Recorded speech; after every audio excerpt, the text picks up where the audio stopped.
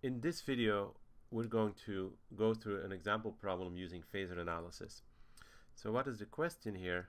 Well, find this Vt in steady state. So I'm not looking at transition phenomena, I'm looking at steady state, and I have these two sources. I have a 1 volt source here, and I have a sine wave as my current source. And so the question is, in steady state, what is this waveform? And I know in steady state I have sine or cosine waves. All voltages and currents in my system are going to be sine and cosine waves as well. Now, a key thing to realize is I have two sources here, and they are at different frequency.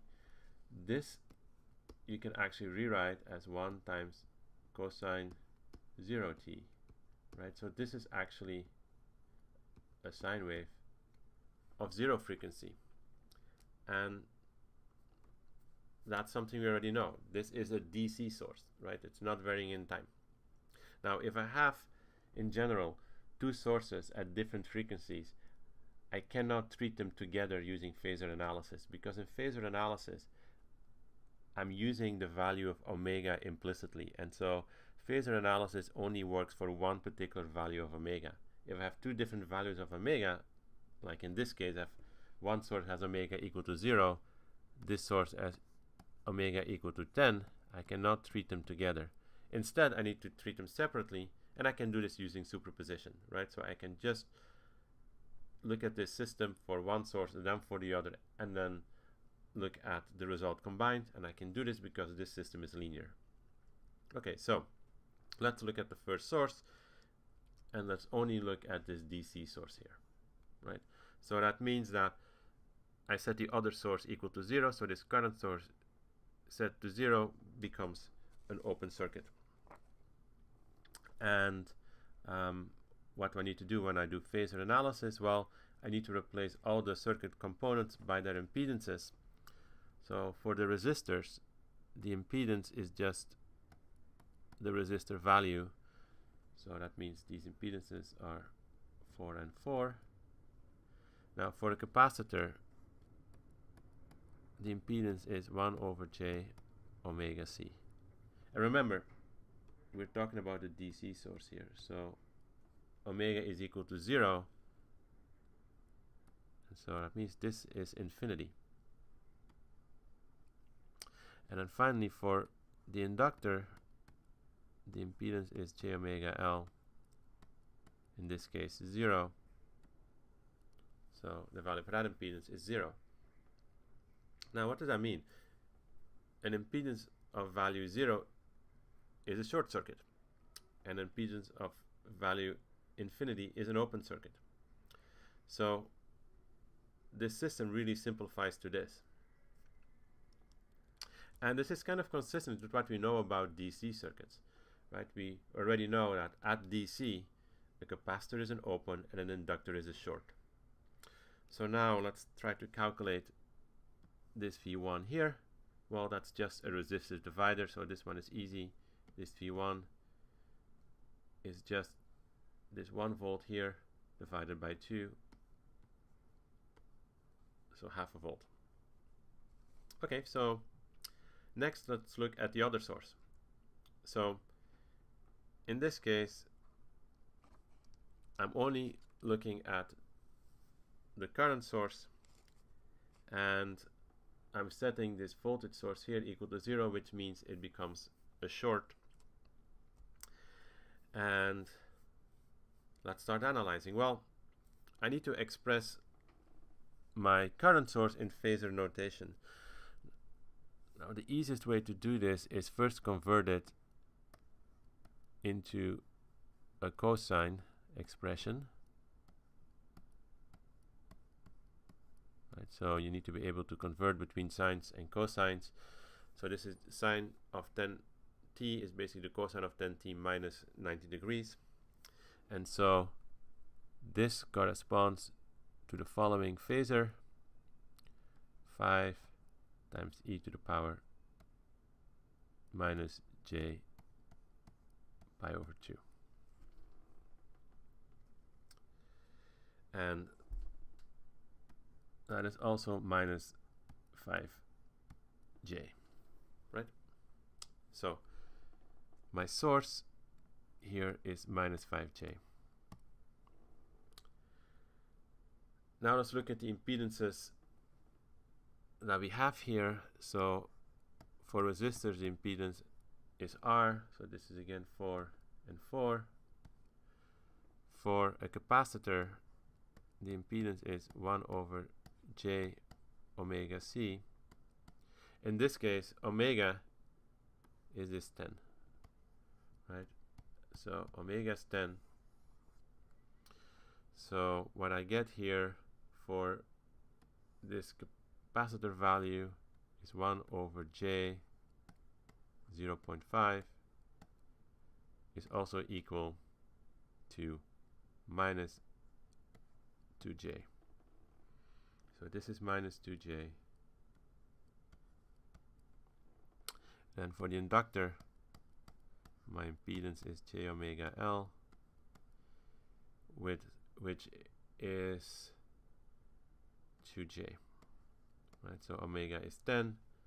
My inductor is 0.2 henries, so it's just 2j. Okay, so now I can analyze this. And so this is what I have.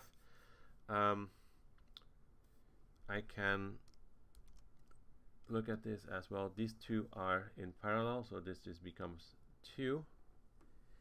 And then that's in parallel with this 2j. So I have, or minus 2j in parallel with 2.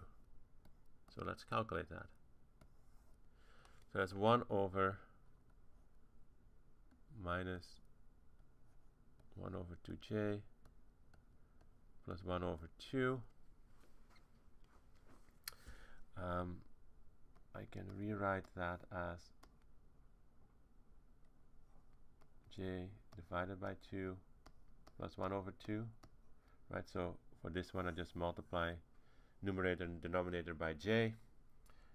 And so this is 2 divided by 1 plus j. And 1 plus j is square root of 2 e to the power j pi over 4.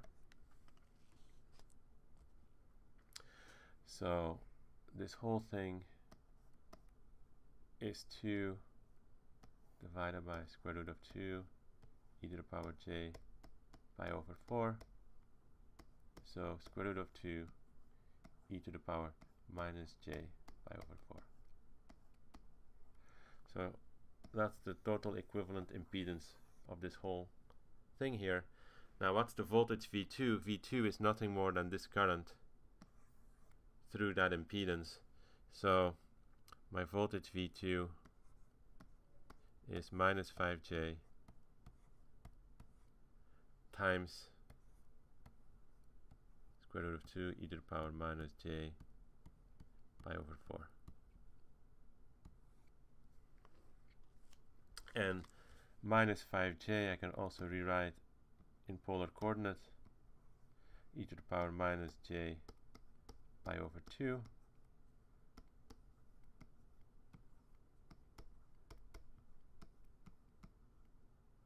So my overall result is 5 square root of 2 e to the power minus j 3 pi over 4. Okay, so that is V2. So now, what is the overall result? Well, I have my component 1, my component 2. Now I cannot use superposition directly in the phasor domain, because here omega is implicit and omega is different, right? This was for omega 0 and this was for omega equal to 10. So now let's convert them in the time domain first. So V1 of t is 0.5. V2 of t is 5 square root of 2 cosine then t, that's where my implicit omega is coming from, minus 3 pi over 4. And so my overall result is the sum of these two, right? Because superposition. So the total answer is 0.5 volts plus 5 square root of 2 cosine 10t minus 3 pi over 4 volts.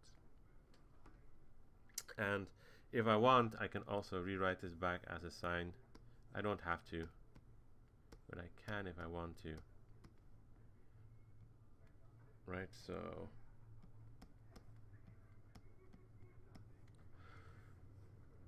I can rewrite it as a sine wave. Okay, so this is the answer. This is how you can solve a circuit like this with phasor analysis.